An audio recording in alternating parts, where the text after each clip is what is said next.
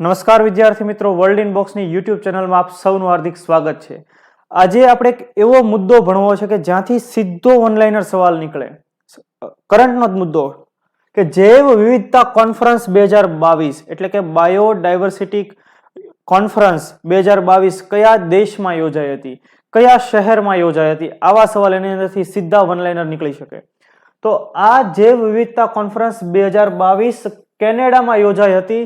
તો આ મીટિંગની અંદર શું ધ્યાન રાખવામાં આવ્યું, કઈ બાબત ઉપર ચર્ચા કરવામાં આવી, આ તમામ બાબતો વિશે આપણે આ લેક્ચરમાં માહિતી મેળવીએ. તો આપણે જોઈએ યુનાઇટેડ નેશન્સની એક કોન્ફરન્સ કે જે બાયોડાયવર્સિટી માટેની કોન્ફરન્સ છે. તો જો યુનાઇટેડ નેશન્સ જૈવ વિવિધતા કોન્ફરન્સ એટલે કે કોન્ફરન્સ ઓન બાયોડાયવર્સિટી 2022 કેનેડામાં યોજાઈ હતી. તો આપણા માટે પહેલો સવાલ કે કયા દેશમાં યોજાય? કેનેડામાં. તો આ જૈવ વિવિધતા એટલે કે બાયોડાયવર્સિટી અંગેની 15મી બેઠક હતી જેનું કેનેડામાં આયોજન થયું. હવે 15મી conference united nations convention on biological diversity, કેનેડાનું કયું રાજ્ય? તો કે ક્યુબિક નામનું રાજ્ય, અને એમાં કયું શહેર? તો કે મોન્ટ્રીયલ નામનું શહેર. ત્યાં આ બેઠક યોજાઈ હતી. તો આ જે બાયોલોજીકલ ડાયવર્સિટીની મીટિંગ યોજાય, કોન્ફરન્સ યોજાય, તો એની અધ્યક્ષતા કોણે કરી હતી? તો આપણને એમ થાય કે ભાઈ કેનેડામાં એ બેઠક યોજાય તો એનો અધ્યક્ષ તો કેનેડા જ હશે ને? તો કે નહીં. આ બાયોડાયવર્સિટી અંગેની જે કોન્ફરન્સ છે એ બે અલગ અલગ તબક્કામાં યોજાય, એની બે અલગ અલગ મીટિંગ ભરાણી અલગ અલગ શહેરોની અંદર. એટલે ખરેખર 2022ની આ મીટિંગ જે યોજાય એનો અધ્યક્ષ દેશ હતો ચીન. અને એટલે પેલા ચીનના કુમિંગ શહેરની અંદર, જો તમે ચીનનું કુમિંગ શહેર, ત્યાં પહેલી બેઠક યોજાય અને બીજી બેઠક કેનેડાના મોન્ટ્રીયલમાં યોજાય. તો બે બેઠકોના પરિણામે જે કાંઈ તારણ નીકળ્યું હશે, જે કંઈ પણ વસ્તુ સ્વીકારી હશે, કોઈ રિઝોલ્યુશન એક્સેપ્ટ કર્યું હશે, તો એને શું નામ અપાય? તો કે જે બે શહેરોમાં મીટિંગ યોજાય એ સંબંધિત આખું ડિક્લેરેશન. તો તમે જુઓ અહીંયા કે કુમિંગ મોન્ટ્રીયલ ગ્લોબલ બાયોડાયવર્સિટી ફ્રેમવર્ક અહીંયા સ્વીકારવામાં આવેલું. એટલે આપણને યાદ આવવું જોઈએ કે હા, કુમિંગ શહેરમાં પહેલી બેઠક યોજાઈ હતી અને બીજી ક્યાં યોજાય? મોન્ટ્રીયલમાં યોજાય. એટલે આને કુમિંગ મોન્ટ્રીયલ ગ્લોબલ બાયોડાયવર્સિટી ફ્રેમવર્ક એવું કીધું. તો તમને પહેલો મુદ્દો ક્લિયર થઈ ગયો કે આ બાયોડાયવર્સિટી જે કોન્ફરન્સ યોજાય એની અધ્યક્ષતા કોણે કરી. બીજું કે એની મીટિંગ કયા કયા શહેરોની અંદર યોજાય અને એ મીટિંગના ભાગરૂપે એ મીટિંગનું કન્ક્લુઝન એમાં શેનો સ્વીકાર કરવામાં આવ્યો? તો કે આ ગ્લોબલ બાયોડાયવર્સિટી ફ્રેમવર્ક. પણ એનું નામ શું? કુમિંગ મોન્ટ્રીયલ ગ્લોબલ બાયોડાયવર્સિટી ફ્રેમવર્ક. આ મીટિંગમાં ભારતનું પ્રતિનિધિત્વ કોણે લીધેલું? તો ભારતનું પ્રતિનિધિત્વ કરેલું ભૂપેન્દ્ર યાદવ. ભૂપેન્દ્ર યાદવ કે જે કેન્દ્રીય મંત્રી છે. કયા મંત્રી? કેન્દ્રીય પર્યાવરણ, વન અને જળવાયુ પરિવર્તન મંત્રી. એમણે પોતે આ બેઠકની અંદર હાજરી આપી હતી. અહીંયા સુધીનું દરેકને ક્લિયર સમજાઈ જાય તો ખાસ કમેન્ટમાં તમારે લખવાનું કે આટલું સમજાઈ ગયું. કાંઈ પ્રશ્ન હોય તો પણ તમારે કમેન્ટમાં કહી દેવાનો. તો જો કુમિંગ ચીનમાં પ્રથમ બેઠક અને મોન્ટ્રીયલમાં અંતિમ બેઠક. તો હવે આ મીટિંગમાં ભેગા થઈને કર્યું હું?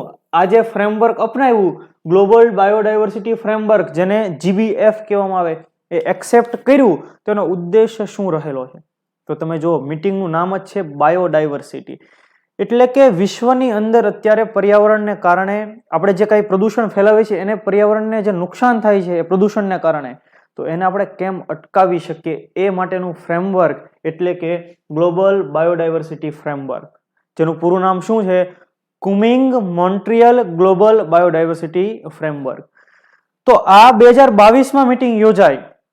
તો આની પહેલા વર્ષ 2010માં એક આ પ્રકારનું જ ફ્રેમવર્ક એક્સેપ્ટ કરવામાં આવેલું, જેનું નામ હતું એઇચી ટાર્ગેટ. આપણને એમ થાય આ નવું પાછું આવ્યું એઇચી ટાર્ગેટ. તો એઇચી એ જાપાનનું નગોયા વિસ્તાર, નગોયા શહેર પણ છે જાપાન, ત્યાં આવેલો એક વિસ્તાર છે એઇચી. ત્યાં આ બાયોડાયવર્સિટી કોન્ફરન્સ 2010માં ભરાણી હતી અને એમાં નક્કી કરવામાં આવ્યું હતું ભાઈ આવનારા 10 વર્ષની અંદર આપણે પર્યાવરણ બચાવવા માટે કંઈક પગલાઓ લેશું. તો એ બધા જે અચીની અંદર ભેગા થઈને જે કાંઈ વાતો કરી હતી અને ત્યાં જે લક્ષ્યાંકો નક્કી કરવામાં આવ્યા હતા એને નામ મળ્યું હતું અચી ટાર્ગેટ, એચી ટાર્ગેટ જેને કહેવાય. તો હવે એનો સમય પૂરો થઈ ગયો.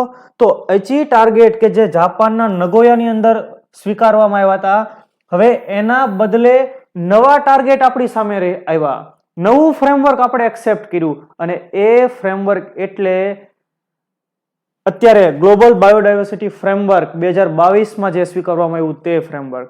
તો તમને પહેલો મુદ્દો સમજાણો તો કે હા, જે 2010માં લક્ષ્યાંકો નક્કી કર્યા હતા એમાં એને બદલે હવે બીજા નવા લક્ષ્યાંકો આપણે નક્કી કર્યા, એટલે આ ગ્લોબલ બાયોડાયવર્સિટી ફ્રેમવર્ક.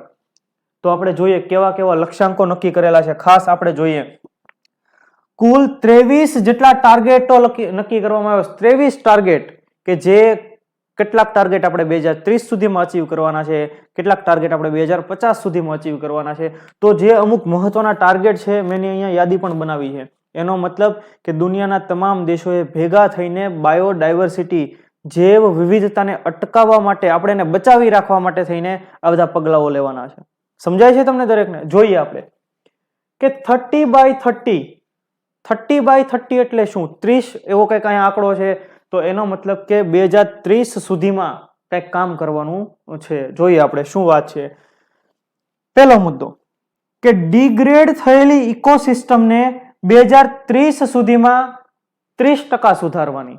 આપણે જે કાંઈ અત્યારે ઉદ્યોગ ધંધાઓ ચાલે છે, પર્યાવરણને નુકસાન પહોંચે છે, એને કારણે આપણી ઇકોસિસ્ટમ ડિગ્રેડ થઈ ગઈ, નાશ પામી.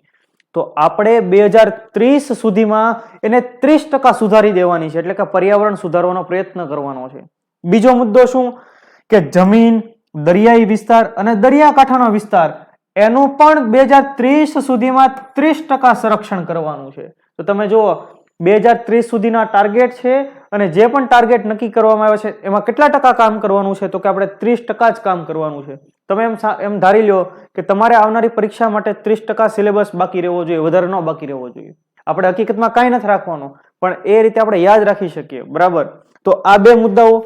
ત્યાર પછી 2030 સુધીમાં તમામ પ્રકારના પ્રદૂષણમાં ઘટાડો કરવાનો. તમામ પ્રકારનું પ્રદૂષણ, પેટ્રોલ, ડીઝલ, એ બધા અશ્મિભૂત ઇંધણોથી થતું પ્રદૂષણ, એમાંય ઘટાડો કરવાનો. કોઈ ફેક્ટરી વગેરે ચાલે છે એમાંથી જે પ્રદૂષણ થાય એમાંય ઘટાડો કરવાનો. આપણા વાહનો થકી પ્રદૂષણ થાય એમાંય ઘટાડો કરવાનો. આપણે ઇકોનોમિક ડેવલપમેન્ટ કરવાનું છે, આપણે આર્થિક વિકાસ કરવાનો છે, પણ પર્યાવરણના ભોગે નહીં, કેમ કે એના નહીતર ખતરનાક પરિણામો આપણે ભોગવવા પડશે. ત્યારબાદ 2030 સુધીમાં જંતુનાશકોનું જોખમ ઓછામાં ઓછું 50% ઘટાડવાનું. કીટનાશકો કે જેને કારણે આપણે ખેતરમાં આપણે પાકો લેતા હોઈએ જ્યારે, તો અહીંયા કીટનાશકોનો છંટકાવ કરીએ જેથી આપણા પાકને નુકસાન ન થાય. પણ કીટનાશકોના છંટકાવથી એ જે પાક છે એની ગુણવત્તા ઘટી જાય, એ પાક પોતે ઝેરીલો બની જાય. તો આપણે જંતુનાશકોનું જેનો ઉપયોગ છે એ પણ ઘટાડવાનો છે 2030 સુધીમાં. કેટલા ટકા ઘટાડવાનો? 50% જેટલો ઘટાડવાનો છે. અહીંયા 30% નથી, ખાસ યાદ રાખજો. ત્યાર પછી 2050 સુધીમાં લુપ્ત થતી પ્રજાતિઓના જોખમમાં 10 ગણો ઘટાડો કરવો. ઘણી બધી બાયોડાયવર્સિટીમાં ખાલી પર્યાવરણ આવે છે તો કે નહીં, એમાં જીવજંતુઓ આવે, દરિયાઈ જે જીવસૃષ્ટિ એ આવે, જંગલની જે જીવસૃષ્ટિ આવે, બધી જ વસ્તુઓ બાયોડાયવર્સિટીમાં આવે. એટલે જેનું નામ છે બાયોડાયવર્સિટી, જૈવ વિવિધતા. તો આપણને ખ્યાલ છે ઘણા જીવજંતુઓ, ઘણા પ્રાણીઓ, ઘણા પક્ષીઓ એ હવે લુપ્ત થવાના આરે હોય.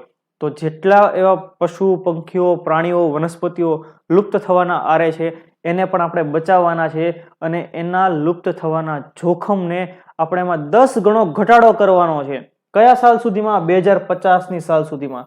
કેમ કે આખી આપણને ખ્યાલ છે કે ચેઇન જ હોય, એમાંથી કોઈ પણ એક મણકો તૂટી જાય એ ચેઇનમાંથી એટલે આખી ઇકોસિસ્ટમ કોલેપ્સ થઈ જાય, નાશ પામે.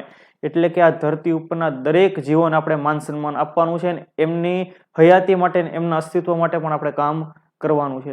તો આ અંગેની જૈવ વિવિધતા સંબંધિત કોન્ફરન્સ મીટિંગ ક્યાં યોજાય?